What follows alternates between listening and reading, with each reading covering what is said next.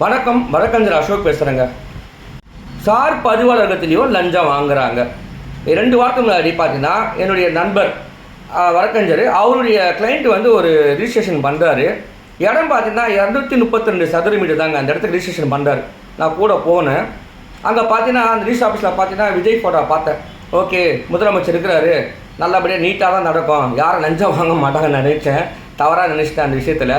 அந்த வேலையெல்லாம் முடிஞ்ச ஒன்று பார்த்துட்டு அந்த சீல் போடுவாங்க பார்த்தீங்களா, அங்கே வரும்போது தான் அந்த கிளைண்ட்டை அந்த கேட்குறாங்க, இந்த அமௌண்ட் என்ன தருவீங்கன்னு கேட்கும்போது பக்கத்தில் பார்த்தா ஒரு ரூம் ஒன்று இருக்கும். எல்லா ரிஜிஸ்டர் ஆஃபீஸ்லையும் பார்த்தீங்கன்னா ஒரு ஜெராக்ஸ் ரூம் இருக்கும். அங்கே ஒரு ஸ்க்ரீன் போட்டிருப்பாங்க. எல்லா அட்வொகேட்டுக்கும் தெரியும், ரிஜிஸ்ட்ரேஷன் பண்ணுறவங்க எல்லாருக்குமே தெரியும்.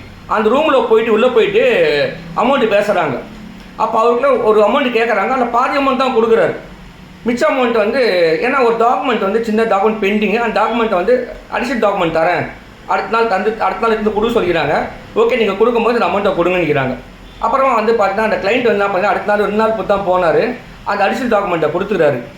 சரி, அவர் வந்து பெண்டிங் அமௌண்ட்டை வந்து கொஞ்சம் கம்மி பண்ணி கொடுத்தாரு. அப்போ அட்வொகேட்டில் யாரும் இல்லை கூட. அப்போ அவங்க வந்து அந்த பேப்பரை பார்க்குறாங்க. இல்லை நீங்கள் கொடுக்குற அமௌண்ட் வந்து கம்மியாக இருக்குது, இந்த அமௌண்ட்டாக நீங்கள் கொடுக்கணும்னு சொல்லிக்கிறாங்க. அவரும் கொடுத்துக்கிறாரு.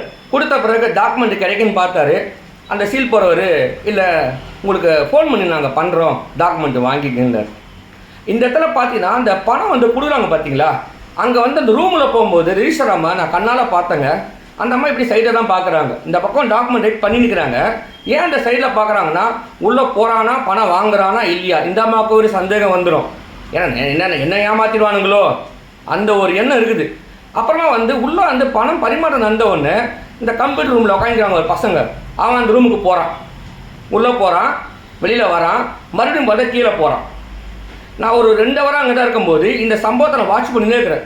இந்த ரீசாமா இந்த அப்படி பார்க்குறாங்க, இந்த சைடில் பார்க்குறாங்க, அந்த கம்ப்யூட்டரில் உட்காந்துக்கிற பையன் என்ன பண்ணுறான், உள்ளே போகிறான். இவங்க என்ன பண்ணுறாங்கன்னா இந்த பணம் டிரான்ஸ்ஃபர் ஆகிறத வந்து உள்ளே போயிட்டு அவன் எடுத்து வெளியே திரும்பி தான் கொடுக்குறான் நான் நினைக்கிறேன். அப்புறமா பார்த்தா என் ஃப்ரெண்டுடைய கிளைண்ட்டுக்கு இந்த சம்பவத்தை நான் கண்ணால் பார்த்தேன். அப்புறமா வந்து பார்த்தீங்கன்னா டாக்குமெண்ட்டு கொடுக்கல. அப்புறமா என் ஃப்ரெண்டு சொன்னார், இந்த மாதிரி நான் சொன்னேன் டாக்குமெண்ட் கொடுக்க வாய்ப்பு கிடையாது, நீ நேரில் போனேன். அப்போ என் நண்பர் வந்து அவர் இட்டு போனார். பாப்பா ரீசார்லாம் பார்த்தாங்க. அங்கேயும் பார்த்தீங்கன்னா அப்பயும் வந்து சின்ன சின்ன சித்துவெல்லாம் காமிச்சாங்க. எதனா வாங்க முடியுமா, ஏன்னா பணம் இங்கே போகுது அங்கே போகுது, அங்கே கையில் இருக்குதா சரிக்குதா அதெல்லாம் பார்க்குறாங்க. கடைசியாக பார்த்தீங்கன்னா ஸ்டாம்ப் போடுறவர், எதனா பார்த்து ஒரு 5 ரூபாய் கொடுங்க. என்னங்க இது நடக்குது?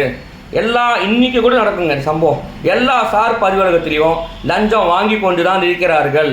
தமிழக முதலமைச்சர் ஜோசப் விஜய் அவர்கள் இதை எப்படி தடுப்பார்? நாங்கள் தூய ஆட்சி தரேன், நாங்கள் லஞ்சம் இல்லாமல் ஆட்சி நடத்துவோம். எப்படிங்க நடத்துவோம்?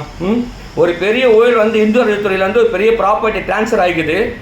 2 அமைச்சகம் பார்த்தீங்கன்னா இந்து அறநிலையத்துறை அமைச்சகமும் பத்திரத்துறை அமைச்சகம் 2 அமைச்சரும் தான் தார்மீக பொறுப்பு எடுத்து நாங்கள் ராஜினாமா செய்து போகலாமே.